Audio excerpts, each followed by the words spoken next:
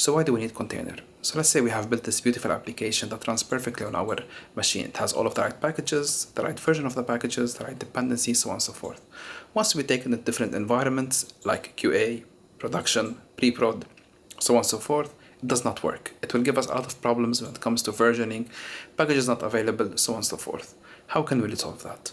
Containers will help us resolve that, because basically what we do is we put all of the application, dependencies, versions, and all of the types of packages that we need inside a single container. We can think about it as a box where all of these types of information lives together inside this box.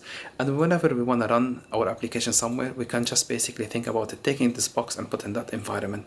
So for example, if I want to run my application in QA, I can just run this box, or basically run this application from my application from within this box inside the QA, so it will run perfectly. If I want to run this in production, I can just take the same version of my application, or basically this box, which contains my application, my packages, my dependencies, my versioning, and put it into production, and it will work. So basically what we're doing is we are binding together everything that the application needs to run inside a single container or a single box, and basically from there the application will have everything it needs in order for it to run perfectly.